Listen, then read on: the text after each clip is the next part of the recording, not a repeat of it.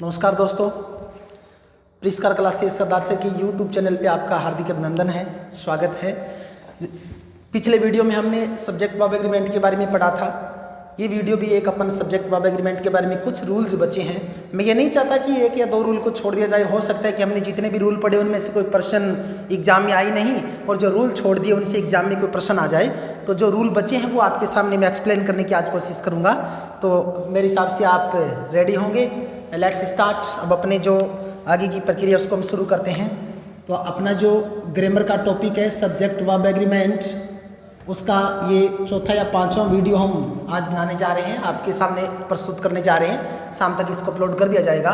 तो subject verb agreement के अगले रूल्स के बारे में अगर अपन बात करें तो एक बड़ा ही इम्पोर्टेंट रूल है, वो आपके सामने मैं पुटअप करने जा रहा हूँ। जैसे मैं एक वर्ड लिखूँगा, noun in opposition. Noun in opposition. Noun in opposition को फर्स्ट ऑफ ऑल तो हमें समझना है कि होता क्या है। नाउन इन अपोजिशन का मतलब है कि जब एक नाउन की विशेषता दूसरी नाउन ही बताए तो उस नाउन को बोलते हैं नाउन इन अपोजिशन। तो क्लियर हो गया, नाउन तो दो हो गई। हमें यह तय करना है कि उस नाउन में कौन सी नाउन के अनुसार वर्ब का प्रयोग होगा। जैसे एक सेंटेंस में लिखना चाहूँगा, Milton the great poet was ever blind. पहला sentence, Milton comma the great poet was ever blind. एक एग्जाम्पल अपन और लेते हैं। दूसरा लिखा, I mister Rahul an honest man. दो सेंटेंस मैंने लिख दिया।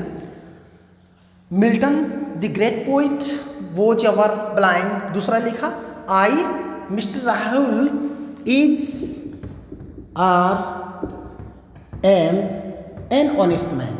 इन दोनों एग्जाम्पल को अपन ध्यान से देखें तो हमारे सामने ये बात हो जाती है कि इसमें मिल्टन नाउन है और दूसरी नाउन है वो है पोइट, और ये दोनों एडजेक्टिव है जिसको क्वालिफाई कर रहे हैं। तो मैंने लिखा Milton the great poet was ever, उसके बाद मैंने वर्ड दिया ब्लाइंड। तो इस रूल के संदर्भ में मैं क्लियर कर दूं कि अगर नाउन इन अपोजिशन का प्रयोग होता है तो मान लीजिए फर्स्ट नाउन आती है, उसके बाद कॉमा, और उसके बाद दूसरी नाउन आती है, उसके बाद हमें वर्ब का प्रयोग करना होता है। तो क्लियर हमको ये करना है कि वहाँ आने वाली जो वर्ब है, जैसे इसमें वोज और वर है, तो वोज और वर में किसका प्रयोग हम करें, मिल्टन के लिए या फिर पोइट के लिए। इस सेंटेंस में तो क्लियर ही है, चाहे मिल्टन के लिए यूज में ले लो चाहे पोइट के लिए लो, वोज आना है क्योंकि दोनों सिंगुलर हैं। बट कई बार कंडीशंस ऐसी बन जाती है जैसे इस सेंटेंस में बनी हुई है कि हो सकता है कि यहाँ एक प्लूरल नाउन मिल जाए या एक सिंगुलर मिल जाए, तो वहाँ उसको एक्सप्लेन करना या समझना बड़ा कठिन हो जाता है। तो मैं यहाँ क्लियर कर दूँ, अगर नाउन इन अपोजिशन को शायद आप समझ गए होंगे, जब एक नाउन दूसरी नाउन की विशेषता बताती है तो उसको नाउन इन अपोजिशन कहते हैं। और इस प्रकार का अगर हमको नाउन फ्रेज कोई मिलती है तो यहाँ पे जो वर्ब आती है, बताइएगा कौन सी नाउन के अनुसार आएगी। आपने सोच लिया होगा, तो वो जो वर्ब है वो हमेशा फर्स्ट नाउन के अनुसार आती है। तो इसमें अपन देखें तो Milton the great poet was ever blind, तो यहाँ पे अपना सही आंसर होगा was. Milton the great poet was blind. दूसरा सेंटेंस ले, आई मिस्टर राहुल, यानी दो नाउन है, एक आई है और एक मिस्टर जो राहुल है। तो अगर आई और मिस्टर राहुल दोनों की बात करें, पता चल रहा है कि एक नाउन ये कह रहे हैं कि मैं जो कि राहुल हूँ, तो ये इसको क्लियर कर रहा है ये जो नाउन है। तो इसमें जो वर्ब आएगी वो फर्स्ट नाउन के अनुसार आएगी, और फर्स्ट नाउन अपना जो है वो है आई, और आई के साथ प्रयोग होता है एम का। इसमें आएगा I mister Rahul am an honest man. तो एक बड़ा सा इंपॉर्टेंट ये रूल था नाउन इन अपोजिशन का, शायद आपके क्लियर हो गया होगा। इतना ज़्यादा वो नहीं है डिफिकल्ट की बात, बस सिर्फ आपको याद रखना है, समझना है कि अगर नाउन इन अपोजिशन का वर्ब के जो नाउन फ्रेज के रूप में सब्जेक्ट आता है उसमें यूज होता है, तो पहले नाउन के अनुसार हम वर्ब का प्रयोग करते हैं। तो ये अपना था नाउन इन अपोजिशन वाला रूल। नेक्स्ट रूल की तरफ बढ़ते हैं। नेक्स्ट रूल भी ऐसा ही कुछ एक रूल है जिसको बहुत बार एग्जाम में पुटअप भी उसके प्रश्न हुए हैं। हो सकता है कि आपके भी कोई एग्जाम में उससे संबंधित प्रश्न आ जाए। तो मैं एक स्ट्रक्चर आपके सामने लिखना चाहूँगा। जैसे मैंने लिखा नाउन प्लस एपोस्ट्रॉफी, जिसको इस मार्क के द्वारा दर्शाया जाता है। Noun plus apostrophe plus noun. अगर हमको ये स्ट्रक्चर मिलता है तो आगे जिस वर्ब का हम यूज करने वाले हैं वो तय करना है कि कौन सी नाउन के अनुसार हम उसको यूज करेंगे। तो इस चीज़ को हम एग्जाम्पल के द्वारा क्लियर कर लेते हैं। जैसे मैं एक सेंटेंस लिख लेता हूँ। पहला सेंटेंस मैंने लिखा द बॉयज हॉस्टल इज या are attractive. The boys hostel is are attractive. एक सेंटेंस में आपके सामने और रख देता हूँ। जैसे मैंने लिखा रवीज बुक्स इज या आर इंटरेस्टिंग। दो एग्जाम्पल मैंने आपके सामने रख दिए हैं। पहला एग्जाम्पल है द बॉयज हॉस्टल, सॉरी यहाँ पे लगाया मैंने एपोस्ट्रोफी। ये एपोस्ट्रोफी का चिन्ह होता है और एपोस्ट्रोफी का मतलब अभी होता है, जिसका इंडियन होता है का, के, की। लैंग्वेज में बहुत सी बातें ऐसी होती हैं जिसको हम कई बार पढ़ने में बड़ी भूल कर देते हैं। जैसे मैं एक बीच में आपको एक चीज़ छोटी सी और बताना चाहूँगा। जैसे मैंने एक सेंटेंस लिखा I raised here at a cloud. मैं यहाँ पे पूछना चाहूँगा, मैंने सेंटेंस लिखा आई रीच्ड हियर एट 9। इसका उच्चारण मैं क्या करूँ? इसकी फुल फॉर्म क्या होती है? मैं कहना चाह रहा हूँ कि मैं यहाँ 9 बजे पहुँचा था। तो ये जो हम पढ़ने वाला सुनने वाला होता है उसको हमेशा ये सुनते हैं I reached here eight 9 o'clock, but ये ओ नहीं होता, ये अव होता है।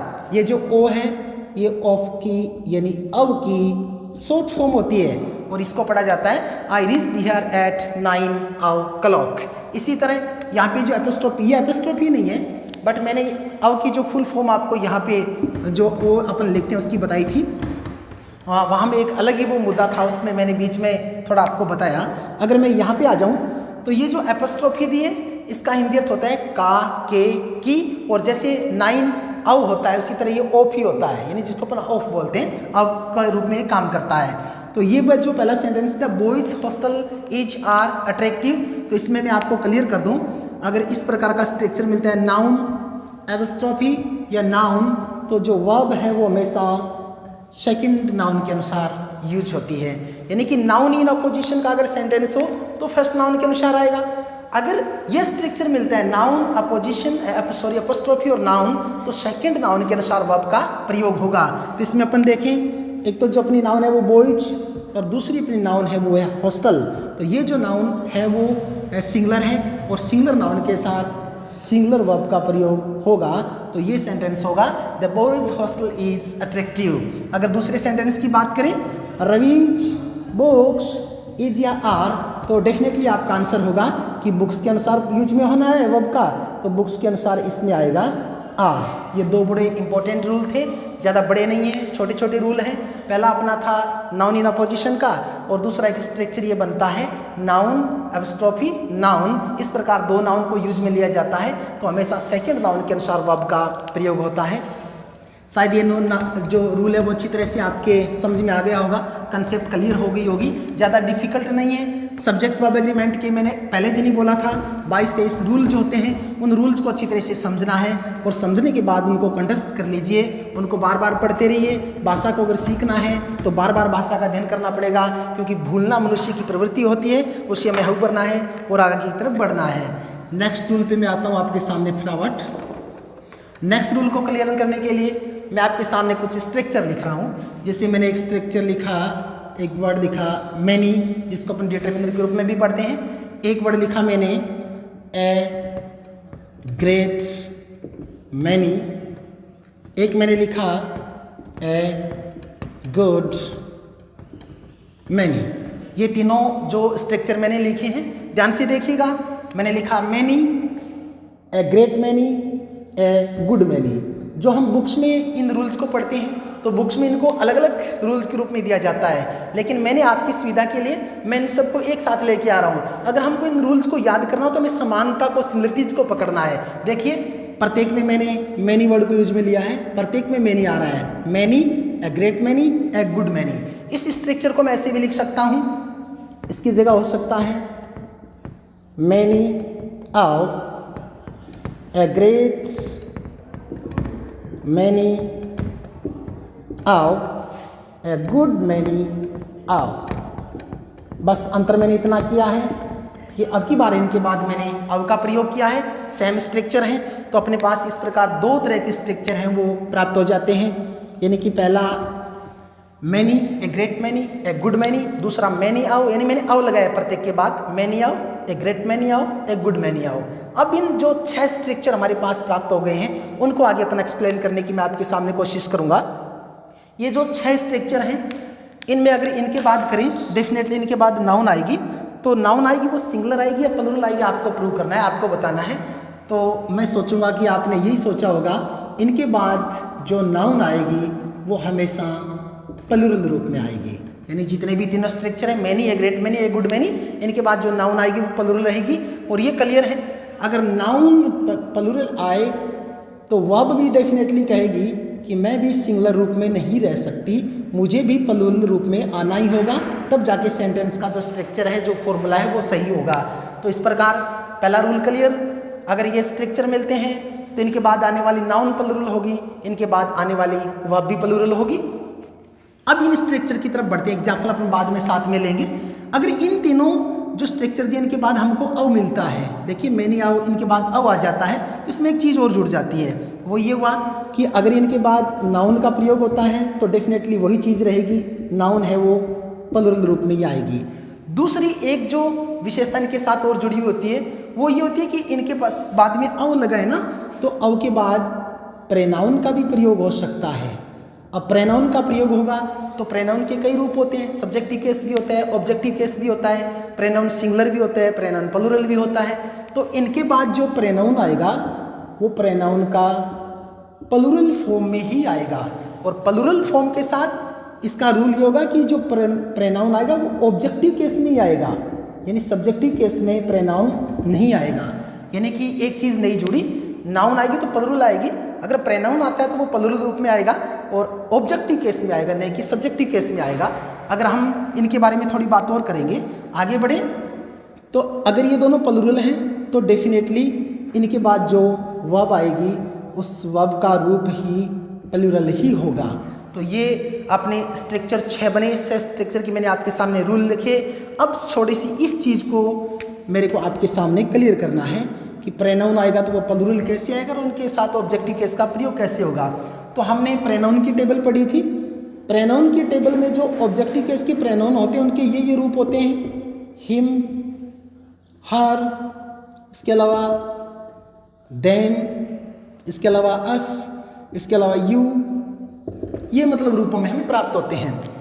ऑब्जेक्टिव केस में इसलिए आएगा क्योंकि यहाँ अव है और अव के बाद ये प्रीपोजिशन की तरह काम करता है, इनके बाद जो प्रेनाउन आएंगे वो ऑब्जेक्टिव केस में आएंगे।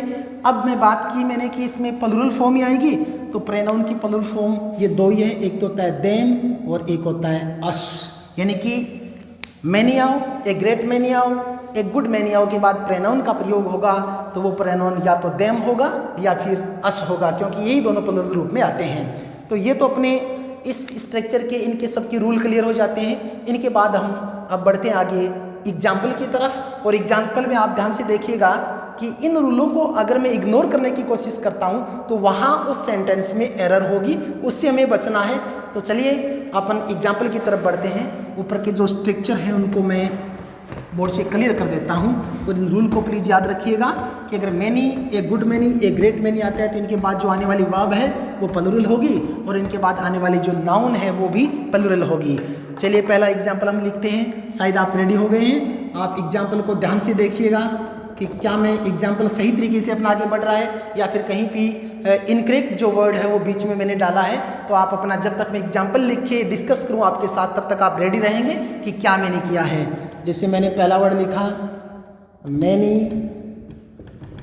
पैसेंजर्स वॉज या were died in that accident. पहला एग्जाम्पल आपके सामने प्रस्तुत है। मैंने लिखा many passengers was ever died in that accident. आप अपने हिसाब से देखिएगा कि इसमें वो जाएगा या वर आएगा। एक एग्जाम्पल मैं इसका और ले लेता हूँ। मैनी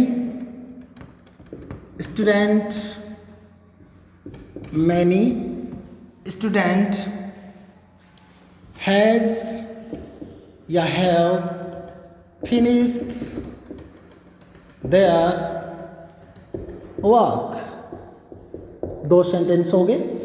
तीसरा एक सेंटेंस में आपके सामने और रख देता हूँ, तब तक आप देखिएगा कि कहाँ मैंने कौन सा पार्ट गलत किया या फिर इनकरेक्ट है या ये सेंटेंस पूरा करेक्ट है।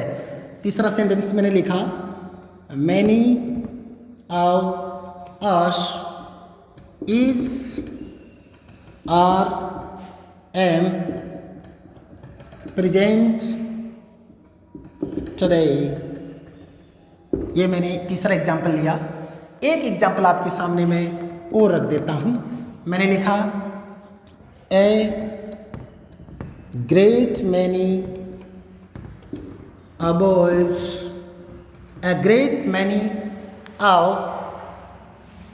Boys was playing cricket at that time. तो इस प्रकार अपने पास 4 एग्जाम्पल हो गए। इन चारों एग्जाम्पल पे हम चर्चा करेंगे कि कौन सा पार्ट हमने गलत किया है। पहला सेंटेंस लेते हैं, many passengers was were died in that accident. इस एग्जाम्पल में मैंने ओनली आपसे वोज या वर के बारे में चर्चा की है कि इसमें वोज आएगा या वर आएगा।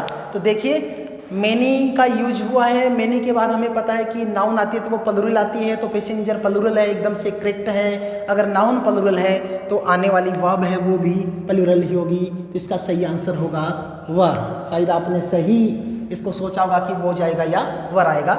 दूसरे सेंटेंस की तरफ अपन बढ़े तो ध्यान से देखिएगा। मैंने लिखा many student have finished their work. तो मैंने शायद यहाँ पे लग रहा है मेरे को कि मैंने इस पार्ट को गलत करने का कोशिश की है। मैंने इस भाग को मैंने गलत किया है ताकि मैं आपके नॉलेज को चेक कर सकूं कि क्या आपने सोचा था कि यहाँ पे ये वर्ड है वो सही नहीं है, ये वर्ड गलत है। क्योंकि मैनी के बाद अगर नाउन आती है तो वो काउंटेबल प्लूरल नाउन आती है और स्टूडेंट कभी प्लूरल नहीं होता, तो इसके साथ हमें एस का प्रयोग करना था। अब ये नाउन क्लियर हो जाती है। मैंने स्टूडेंट्स लिख दिया, इसके बाद जो वर्ब आएगी वो भी प्लूरल आएगी। तो आपका यहाँ तो ध्यान अवश्य ही गया होगा कि यहाँ पे हैज का प्रयोग नहीं होके हैव का प्रयोग होगा। इस प्रकार अपना दूसरा सेंटेंस है वो भी एकदम से क्लियर हो जाता है। Many students have finished their work. तीसरे सेंटेंस की तरफ बढ़े तो मैंने इसको नीचे वाला जो मैंने प्रोनाउन वाला जो रूप बताया था स्ट्रक्चर का, वो रूप आ जाता है यहाँ पे मैनी ऑफ अस। अब इनमें जो हम लिख रहे हैं ना, many, a great many, a good many, इन सभी का हिंदी अर्थ होता है संख्या में बहुत अधिक, यानी बहुत से। सभी स्ट्रक्चर का एक ही हिंदी अर्थ है, संख्या में बहुत अधिक या बहुत से। तो मैंने लिखा many of us is are am present today. तो आपको पता है कि मैनी ऑफ एस वाला जो स्ट्रक्चर है, ठीक है, मैंने मैनी ऑफ के बाद प्रोनाउन का प्रयोग किया। प्रोनाउन है वो ऑब्जेक्टिव केस में है, प्लूरल रूप में है। अगर मैं अस की जगह यहाँ पे मान लीजिए मैं कर देता हिम, ये पार्ट गलत हो जाता। आप देखने में भी देखिए सही नहीं लग रहा, मैनी ऑफ हिम, क्योंकि स्ट्रक्चर कहता है कि मेरे बाद प्लूरल नाउन आएगी तो आने वाला जो प्रोनाउन है वो भी प्लूरल होगा, और जो प्लूरल रूप में प्रोनाउन होते हैं वो देम और अस होते हैं। तो यहाँ पे हिम का प्रयोग नहीं हो सकता, यहाँ पे अस का ही प्रयोग होना है। Many of us are present today, क्योंकि जो प्लूरल वर्ब है उसी का प्रयोग होगा। ये अपना तीसरा एग्जाम्पल क्लियर हो जाता है। चौथे एग्जाम्पल की तरफ बढ़े, ए great many boys was playing cricket at that time. तो ध्यान से देखिएगा, ये स्ट्रक्चर आया ए ग्रेट मैनी और ए ग्रेट मैनी मांग करता है, डिमांड करता है कि मेरे बाद जो नाउन आएगी वो प्लूरल आएगी, काउंटेबल आएगी। अगर प्रोनाउन आएगा तो वो भी प्लूरल आएगा, सॉरी। तो इसमें मैं देखूँ तो यहाँ बॉयज यहाँ तक सही है। अगर ये नाउन प्लूरल है तो यहाँ पे मेरे को गड़बड़ लग रही है। जो आने वाला वर्ब है वो भी प्लूरल होनी चाहिए। तो यहाँ पे मैंने प्रयोग किया था वोज का, ये वोज यहाँ पे सही नहीं है, तो यहाँ पे वोज की जगह प्रयोग होना चाहिए वर का। आप सोच रहे होंगे कि ये तो बड़े इजी रूल है। हाँ, एग्जाम में भी ऐसे ही रूल जाते हैं। एग्जाम का समय और आप घर पे बैठ के पढ़ते वो समय अलग अलग चीज़ें होती हैं। एग्जाम में भी इसी प्रकार के इजी सेंटेंस आते हैं, इजी रूल्स को फॉलो करना होता है, लेकिन हम कई बार वहाँ पे मात खा जाते हैं, क्योंकि जब एग्जाम का समय होता है तो हमारा जो संयम है, जो हमारे सोचने की क्षमता है, उसको हम खो बैठते हैं। तो मैं आपसे रिक्वेस्ट करता हूँ पॉजिटिव रहिएगा, जब भी एग्जाम दें तैयारी कीजिए, लेकिन दिमाग को भटकाना नहीं है। अगर एग्जाम का समय तो आप ऐसे सोच के हल करें कि मैं अपने घर पे बैठा हल कर रहा हूँ, कोई भी सेंटेंस गलत होगा ही नहीं। इंग्लिश बड़ी इजी लैंग्वेज है, तो ये रूल अगर अपन इस प्रकार फॉलो करते हैं तो अपने ये जो चारों सेंटेंस हमने करेक्ट कर लिए। तो इस प्रकार ये जो 6 स्ट्रक्चर थे उनके बारे में मैंने आपको बताया, अच्छी तरह से आपके समझ में आ गया होगा। अब अभी ये 6 स्ट्रक्चर का जो रूल है वो खत्म नहीं हुआ, मैं प्रत्येक में मैनी को काम में ले रहा हूँ, मैनी को मैं आगे और भी बढ़ाने जा रहा हूँ। आप देखिएगा एक जो रूल है वो आपके सामने मैं और रखूँगा, उस रूल को प्लीज़ आप ध्यान से देखिएगा, फॉलो कीजिएगा, इनमें अंतर कीजिएगा आप कि कहाँ क्या अंतर आ रहा है। यानी many, a good many, a great many, इसके बाद मैंने लिखा मैनी आओ, ए ग्रेट मैनी आओ, ए गुड मैनी आओ। उनमें नाउन और प्रेनाउन का डिफरेंस आया था कि प्रेनाउन आता है तो वो भी प्लूरल होगा। अगर नेक्स्ट रूल की तरफ मैं बढ़ूँ तो नेक्स्ट रूल में मैं आपके सामने एक स्ट्रक्चर लिखना चाहूँगा। एक वर्ड दे दिया मैंने मैनी, क्योंकि मैनी से संबंधित स्ट्रक्चर चल रहे हैं। उसके बाद मैंने वर्ड लिखा मैनी, एक लिख दिया मैनी एन। ए और एन दोनों का अर्थ एक होता है, बड़ा हम अच्छी तरह जानते हैं इनका डिफरेंस क्या होता है। अब की बार जो हमारे सामने स्ट्रक्चर आया है वो मैनी ए और मैनी एन का आया है। तो इनमें अगर अपन रूल आगे बढ़ाना चाहें तो मैं कह सकता हूँ कि मैनी ए के बाद काउंटेबल नाउन का प्रयोग होगा, और काउंटेबल नाउन है वो सिंगुलर रूप में आएगी, यानी अनकाउंटेबल नाउन का प्रयोग ए के बाद कभी होता नहीं है। मैनी एन की बात करूँ तो इसके बाद भी काउंटेबल नाउन आएगी, और काउंटेबल नाउन सिंगुलर रूप में ही आएगी। तो डिफरेंस फिर कहाँ रह जाता है? डिफरेंस देखिए मैं बताना चाहूँगा, मैनी के बाद ए और एन दोनों में क्या आएगा, ये बात इस नाउन पे डिपेंड करती है। अगर ये नाउन है, इस नाउन का जो पहला लेटर है वो कॉन्सोनेंट साउंड के साथ शुरू होता है, यानी पहले लेटर की ध्वनि कॉन्सोनेंट साउंड के साथ शुरू होती है, तो उस नाउन से पहले ए का प्रयोग होता है। अगर ये जो नाउन है इसका जो पहला लेटर है वो वोवल साउंड देता है, यानी इसकी शुरुआत वोवल साउंड की ध्वनि के साथ होती है, तो उससे पहले एन का प्रयोग होता है। ये ए और एन का डिफरेंस हुआ। अब बात ये चली, इन दोनों के बाद नाउन कन्फर्म काउंटेबल सिंगुलर आएगी, तो इन दोनों के बाद ही जो वर्ब आएगी वो आपको पता है कि अगर नाउन सिंगुलर है तो आने वाली वर्ब भी सिंगुलर रूप में ही आएगी। तो ये मैनी का अपना अंतिम स्ट्रक्चर है। अब मैनी के 2 या 3 एग्जाम्पल मैं आपके सामने लिखना चाहूँगा, आप अपनी तरह से उनको हल करने की कोशिश कीजिएगा। जब मेरे एग्जाम्पल लिखने में ख़त्म कर दूंगा उसके बाद आपके सामने मैं उनको एक्सप्लेन करूँगा कि कहाँ मैंने गलती की। तो चलिए, शायद आप रेडी हैं, एग्जाम्पल की तरफ बढ़ते हैं। पहला एग्जाम्पल मैंने लिखा many a mango was rotten in the basket। पहला example, many a mango was rotten in the basket. आपको सेंटेंस को ध्यान से पढ़ना है और आपको देखना है कि माँ ने इसमें सेंटेंस में की गलती की या फिर मैंने गलती नहीं की। दूसरा सेंटेंस मैंने लिया, आपको पॉजिटिव विचारों के साथ सोचना होगा। कई बार हम ये सोच लेते हैं कि नहीं मैं गलती को कैच कर ही नहीं पाऊंगा, नहीं आप कर पाएंगे। यही जो हमारे विचार हैं वो हमको नीचे की तरफ खींच के लाते हैं। आप विश्वास रखिए, जितने रूल मैंने ऊपर लिखे हैं उनको देखते हुए सेंटेंस को चेक कीजिए सही है या नहीं। दूसरा सेंटेंस मैंने लिखा many oranges, many oranges was sold. दूसरा सेंटेंस मैंने लिख दिया मैनी ऑरेंजेस वॉज सोल्ड। फिर मैं आपके सामने तीसरा एग्जाम्पल लेके आता हूँ, मैनी ए मैन वॉज या वर किल्ड इन दैट एक्सीडेंट, ये मैंने आपके सामने तीसरा जो रूल है तीसरा जो एग्जाम्पल है वो रख दिया। आपको क्लियर करना है, तीनों एग्जाम्पल को ध्यान से देख लीजिएगा कि कहाँ इनमें गलती हो रही है या फिर कौन सा सेंटेंस सही है। अगर सब्जेक्ट वर्ब एग्रीमेंट हम पढ़ रहे हैं तो हमें ओनली ऐसे फोकस नहीं करना है कि हम सब्जेक्ट वर्ब एग्रीमेंट में सिर्फ वर्ब भरना है तो उसको हम देख ले। नहीं, हो सकता है कि फाइंड एरर के क्वेश्चन भी पुट अप हो तो उनमें भी गलतियां निकालना हमें साथ साथ ही सीखना चाहिए, क्योंकि पढ़ना तो सब्जेक्ट वर्ब एग्रीमेंट है। तो क्यों ना सब्जेक्ट वर्ब एग्रीमेंट से जितने प्रकार के प्रश्न बनते हैं उन सबको एक साथ ही अध्ययन कर लिया जाए। हम इंग्लिश पढ़ते हैं तो इंग्लिश में ज़्यादातर ये सोचते हैं कि बस हम सब्जेक्ट वर्ब एग्रीमेंट पढ़ रहे हैं तो सिर्फ मैं वर्ब के बारे में ही सोचूं। नहीं, ऐसा करने से फिर इसको दोबारा पढ़ना होगा। तो अगर हम पहले सेंटेंस को देखें, मैनी ए, हाँ मैनी के बाद ए आता है, लेकिन हमें ध्यान ये रखना है कि मैनी ए के बाद आने वाली नाउन काउंटेबल होनी चाहिए और ऐसी नाउन होनी चाहिए काउंटेबल सिंगुलर और उसका पहला लेटर है वो कॉन्सोनेंट साउंड से शुरू होना चाहिए। तो मैनी ए मैंगो क्लियर है, एक वचन है, वोज का प्रयोग सही है, इट मीन्स पहला सेंटेंस हमारा करेक्ट है, इसमें कहीं भी गलती नहीं है, पहला सेंटेंस करेक्ट है।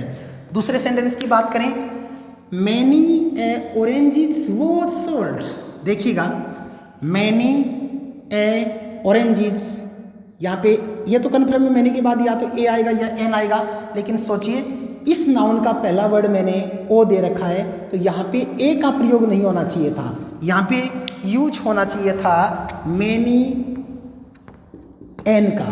अगर मैनी एन को मैंने क्लियर कर दिया तो यहाँ पे जो आने वाली नाउन है वो प्लूरल नहीं होनी चाहिए, क्योंकि मैनी ए और मैनी एन के बाद हमेशा सिंगुलर नाउन का प्रयोग होता है। तो यहाँ पे मैंने एस का प्रयोग गलत तरीके से किया था, ये चेक करने के लिए कि आप लोगों के दिमाग में ये गलती आती है या नहीं आती। Many an orange was sold, ये सेंटेंस अपना इस प्रकार दूसरा करेक्ट हो जाता है। तीसरे सेंटेंस की बात करूं, many a man was were killed in that accident, तो इसमें मैंने सिर्फ आपको वर्ब के बारे में पूछना चाहा, कहीं गलती नहीं की है कि अगर मैनी ए मैन आ रहा है तो उसके बाद कौन सी वर्ब का हम प्रयोग करें, तो मैनी ए मैन के बाद प्रयोग होगा वोज का। हमने 3 सेंटेंस लिए, तीनों में 3 प्रकार की गलतियां की। पहला सेंटेंस एकदम से करेक्ट था, दूसरे सेंटेंस में मैंने एच भी सही लिखी लेकिन मैंने नाउन और आर्टिकल के प्रयोग में गलती की। तीसरा सेंटेंस जो मैंने दिया इसमें मैंने सिर्फ एंड सिर्फ आपकी हेल्पिंग वर्ब है वो चेक करने के लिए डाला था।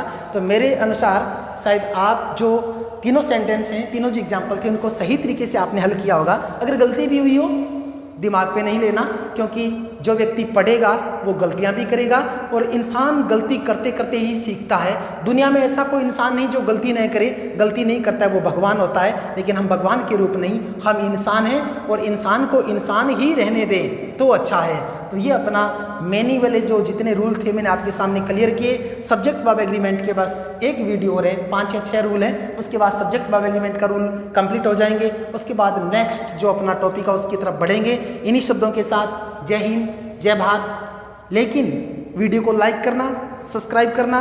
अगर किसी टॉपिक में या किसी स्ट्रक्चर में या किसी सेंटेंस में संशय हो तो कमेंट करके आप जरूर बताइएगा। अगर कोई रूल समझ में नहीं आता है तो दोबारा हम उसको एक्सप्लेन करेंगे।